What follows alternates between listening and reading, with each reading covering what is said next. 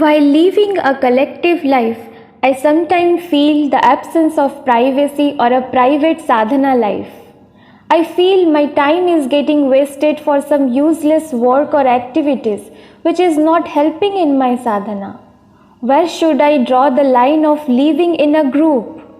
How can I keep myself away from the group's fall or lowering of consciousness as I feel helpless to change their consciousness? I am in a dilemma whether to continue in the long run in a collective living as it is not helping in the spiritual growth. How long should I continue in a group? How do I know if I and the group are growing together in the consciousness? And how should we know if we are deviating from the path? Divine is one, individual. That is why there is an individual sadhana for you. You also do sadhana for individual. And in manifestation, why the Lord has created the whole creation? Because He wants to become many. So these two impulses are in everybody. One is for myself, one is for the collectivity. So whole traveling of evolution is nothing but from one to union. One to union means one, multiplication and union, oneness. One to oneness is the whole secret of evolution. So, okay, no problem if you want your individual sadhana, but that is only the infant stage of sadhana.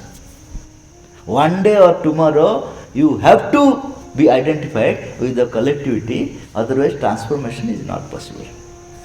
Because these two are two extreme truths of the divine. One, essentially he is one, while he is manifesting, he is multiple, but multiple is not separative multiple, united multiple. So everybody has to be identified with the collectivity. One day or you will say, okay, I will reach to the particular few days, I will prepare myself individually perfect, then I will enter into the collectivity. To some extent it is okay, but not, because in collectivity only the individuality is prepared. It is not that you remain separately and prepare your individuality. Okay, that to some extent it is okay. But rest individuality is prepared while you are in the collectivity, because your imperfections are recognized by yourself in the collectivity. Suppose you have so many bad qualities. You are getting angry and you are staying in Himalaya. Will you get angry to anybody? But because there is nobody there to express your angerness. Okay, your lower quality will be recognized only in the marketplace, where everybody is interacting you and creating a situation where everything should come out. Opportunity is given to all learned nature must come out. In the ashram, if it is coming out, in other area it is coming, there is a difference. In ashram, what is there? There is a consciousness which is regulating our lower nature. That is the difference between we are in the collective sadhana, not in the sadhana, but in the ordinary life. Ordinary life, the lower natures are coming. Mother said, Sri Aurobindo said in the letter Sunyata, that lower nature, they accept them as natural. But in sadhana, we never accept it as a natural. That is the difference. So once you don't accept your lower nature as natural, there will be an aspiration that I must change. And in sadhana, in the institution where it is being prepared for the mother, there is a consciousness guiding you more powerfully than outside.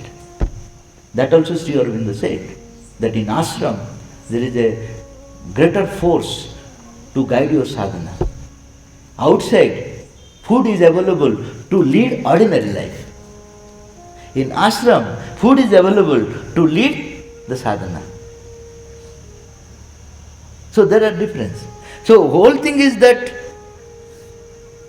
my growth is possible only in the ashram, more concretely, not in ordinary life where everything is entertained, where ordinary impulses are entertained, all facilities are given.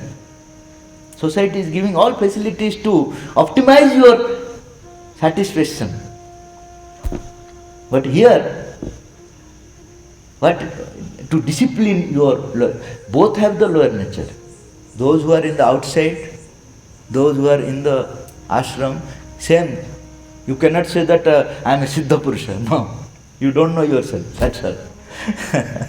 Whatever people staying outside and within are same nature. Only difference is that you want to change, they want to enjoy. They want to enjoy their lower nature.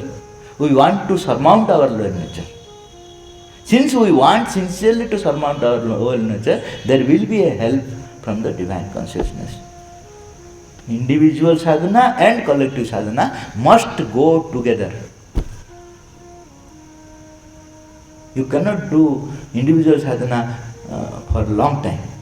Okay, initially it is required because I want to understand myself lonely. And even in the collective life also, there should be a private place for everybody.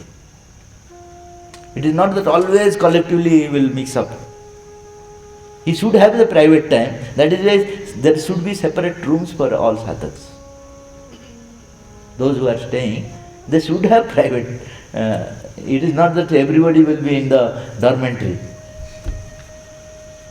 There are two things. One is my lower nature I have to control privately. Everybody should not know. And my aspiration should take a right direction privately. These two things are needed. Lower nature, I have to face myself, nobody should know. Higher nature, I have to organize myself, nobody should know. That is why there is a necessity of private life within the collectivity. But if only private life, then he cannot grow. There will be a private life, there will be a collective life, there should be harmony in between two. If you give more importance to the private, then gone. If you give more importance to the collective, then also gone. Suppose private life, I mean, that is a part. There is a vehicle, a part is there. It wants to perfect itself. Yes, it is necessary. If it is not perfect, it cannot be fitted into the vehicle. At the same time, if it don't know what vehicle wants, it will prepare itself. By preparing itself, it becomes so big that it is not suitable to that vehicle. So, from the one side, it has to create, it has to prepare itself perfectly. At the same time, it must know how it is associated with the collectivity. If it is not fitting to the collectivity, whatever quality it might have, it is useless. Suppose a big tire is produced, but it is for the car. Beautifully, qualitatively it is produced. But size become big because I want to perfect myself more, no? Individually I must become perfect. So by that aspiration, what is done, that size become big. It will go to the car. You see, I am bigger than other tires. What car will tell? Go to tractor. You are good. Not suitable for me. So these two elements you must know.